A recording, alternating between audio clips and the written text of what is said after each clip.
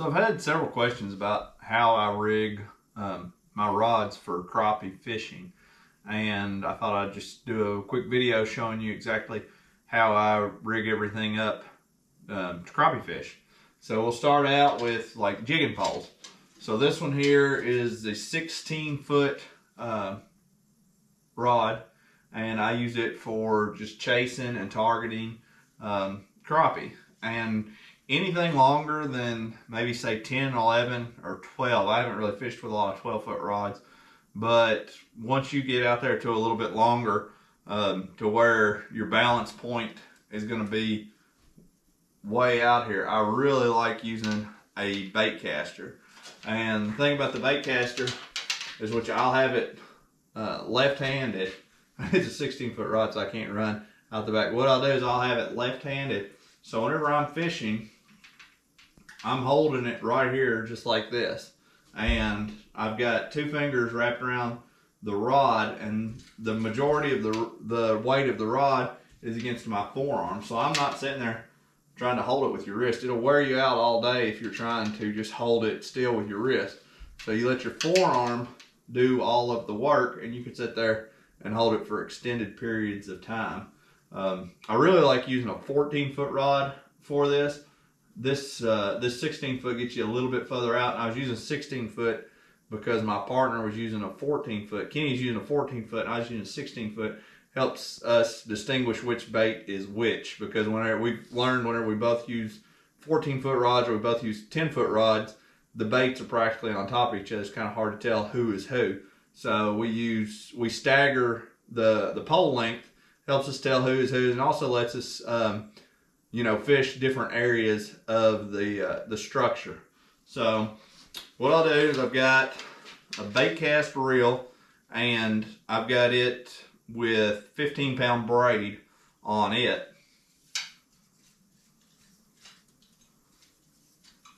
And of course it's fed through the eyes. And then I will just cut this off, and I'll go through step by step of how I rig it. So 14 foot all the way through. And this isn't just for 16 foot or 14 foot. It's all the way down to 10 feet. This is how I will rig it. So I'll go ahead and cut this off. And for those of you that are bass fishermen, this is pretty much just a Carolina rig. I'm going to use a swivel. Let's see if I can get this back out of there. There we go. So I'm going to use there's the braid, and I needed to switch this up anyway. I'd used it for a couple days. A lot of times I try to switch my leader out at least once a week. But, so I don't know if you can see that or not. It's just a barrel swivel, and you can use any brand you want to use. I think I've got, let's see if I can figure it out.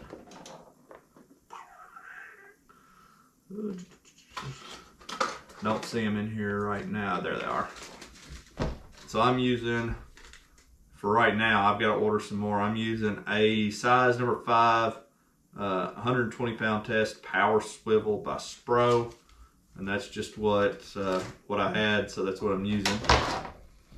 But I'm going to take that, and I'm just going to, before I tie the swivel on, I'm going to take a 1/2 ounce. You can use an egg sinker. This one here is a tungsten bullet weight that is just like for a Texas rig. So I'm going to put that on the braid. So I'll put that on the braid. Where I'd cut that off, I'm going to trim this end up. I'm going to put that on the braid. And then I'm going to use the Bullet Weights T-Stop. This is just a rubber peg. See it right there, just a rubber peg. They come in, you can get them on Bass Pro, they come in quantities I think of 18 or 100. But I'm going to take that, and I'm just going to run that up through the weight. Pull it snug, and this is just so this weight isn't bouncing around everywhere. You don't have to have the T-stop. That's just how I like to run it. And I'll cut that off flush, just like so. And then I'm going to take my braid and tie that to the swivel.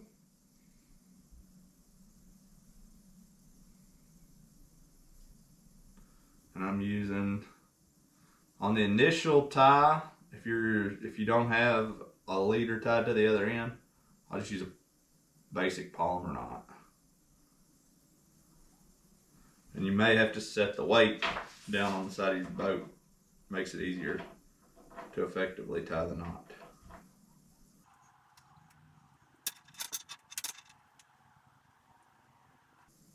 Just pull that through.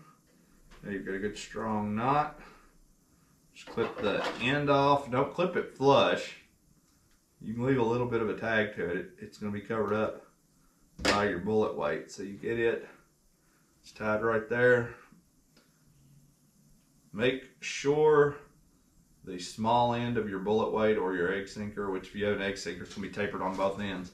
Make sure it's facing up the line, just like so.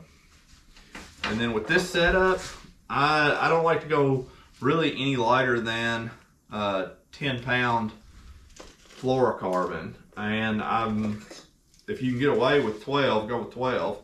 It's more better.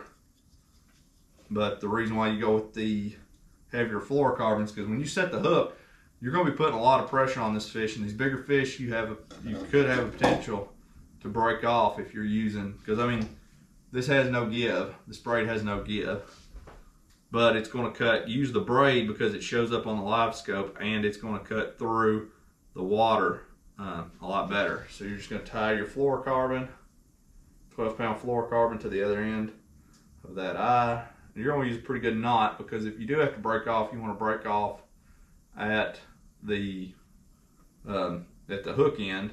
That way you just tie another hook on. And you can use a fisherman's knot. I'm going to use like a double fisherman's knot. I'm going to put it through. So then you've got 2 strands on each side. You probably can't see it, but it's just the regular. I don't use 7 twists. I'm going to use about 5. 1, 2, 3, 4, 5. Then in, out, and then you just cinch that down. Once you get it kind of close, you can wet it, so then you're not burning the line. Just like so. Keep it going down there, and then just pull it on tight.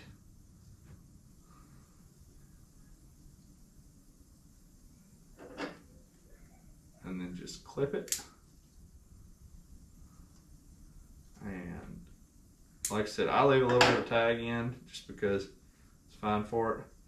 Then I'm going to give it, I like to start out with a little bit longer leader. If you're having a hard time finding your bait, you can always shorten it up, because the closer your bait is to the egg sinker, the easier it's going to be to find it, or the bullet sinker. But I'll go with anywhere from 2 to 3 feet. And like I said, you can always shorten it up, cut it,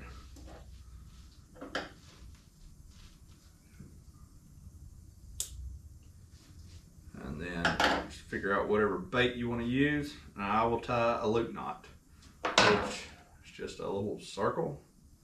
It's like you were going to tie a knot in it. Go right through there, come back up through it. Give it 3 loops around 3 times.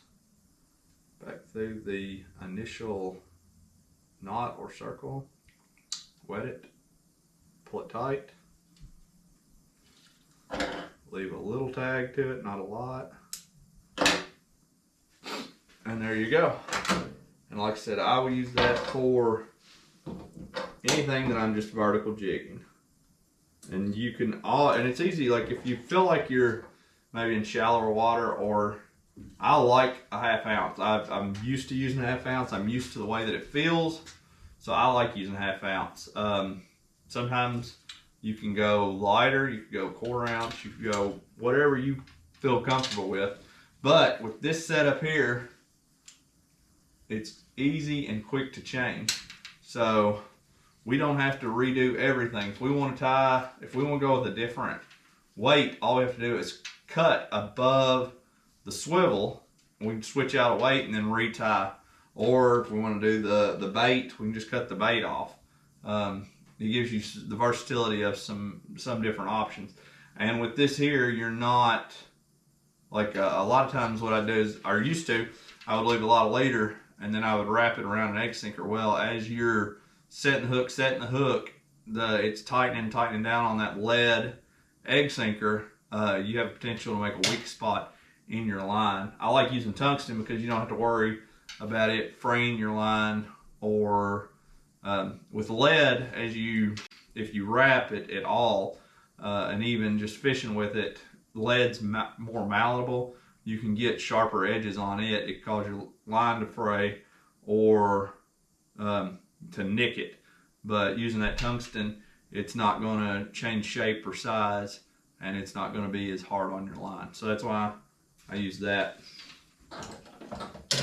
And that's for jigging poles. If I'm doing casting, I just like just a regular, spinning reel. And on this one here, I got monofilament. I got 6-pound monofilament. And then I just tie the bait to it. And then the other way, a lot of times, is if I don't have monofilament, I really like using braid because it shows up. And with braid, pull it over here.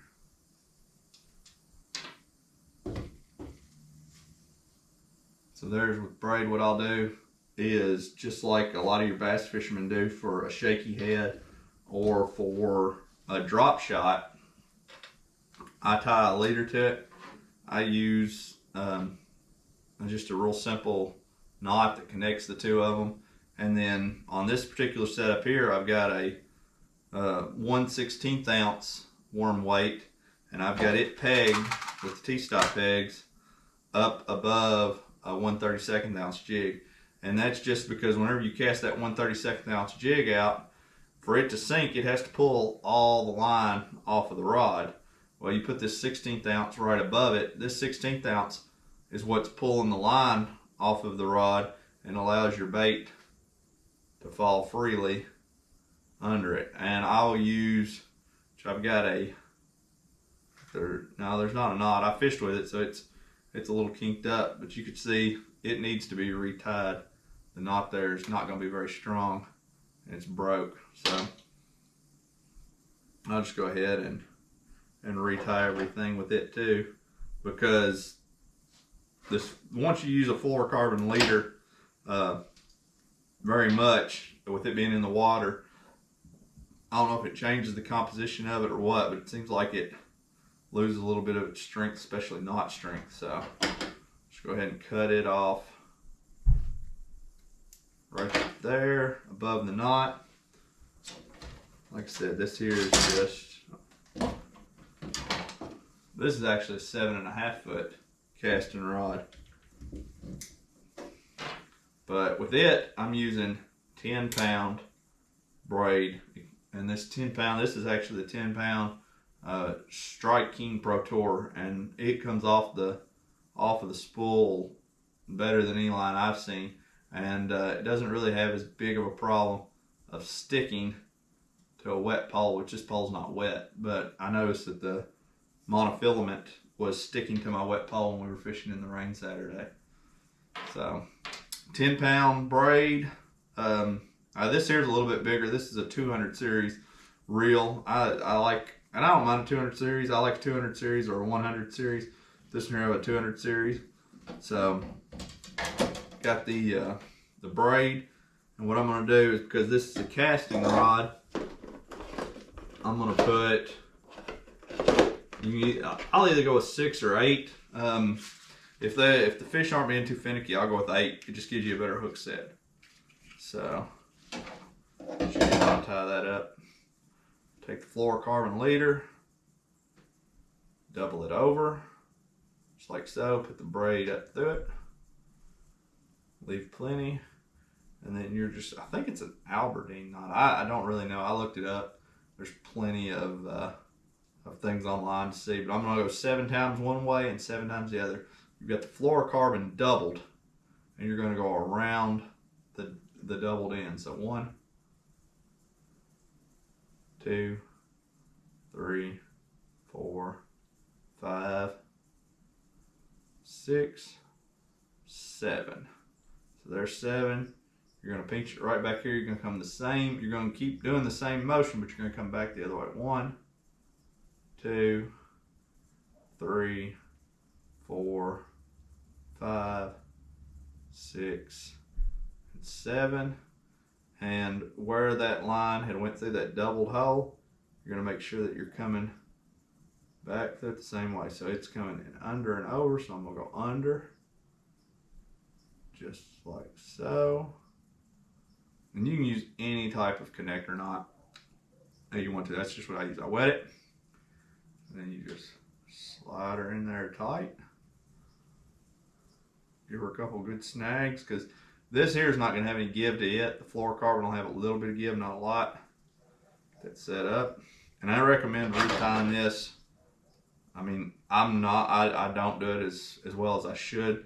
You really should redo this before every fishing trip. So if we're fishing a tournament and we practice, what we should do is come in and retie everything. I'm not saying that we do that all the time. Sometimes we get lazy, but we should. We should always be retying, even with crappie fishing, especially with some of the conditions that we fished here lately. Whenever either you have extreme heat or a lot of rain, in which the rain really, it shouldn't matter, because with your lines in the water 90% of the time anyway, so really you should be retying. I like to live a little bit more, just so I can break off or retie if I need to change baits. But 2-3 feet, and then just cut that off. And the only difference really in this method here from the other one is the weight of the sinker.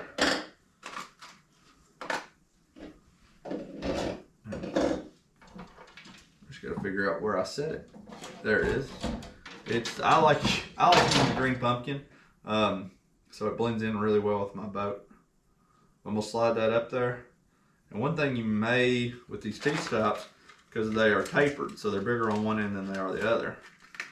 One thing you might do is not cinch it down with this as much, because you may want to adjust where your weight is in relation to your bait. So you can pull it in there tight because you don't want it coming out, but maybe not pull it as tight as you would one of the other ones. But the more you do it for yourself, the better feel you're going to get for it. You just clip that off flush.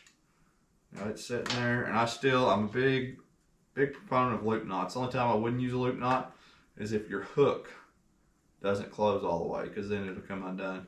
But this one here does. So I'm just gonna go make a circle knot just like so. Set your weight down on the boat, through the eye, through the circle,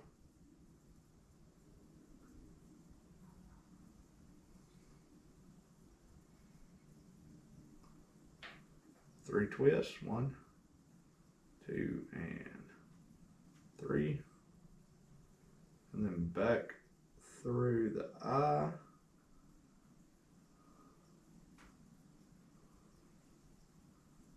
and hold her tight.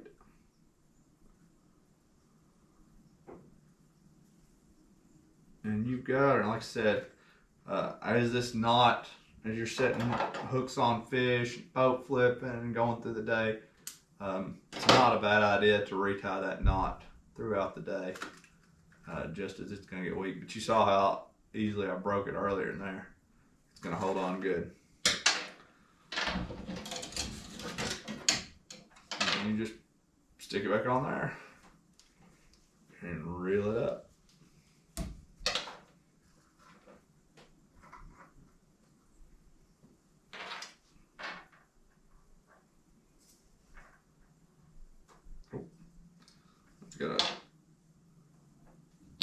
And you don't want to get a knot in your line, especially to start out with. Knots will weaken it. It's not right there.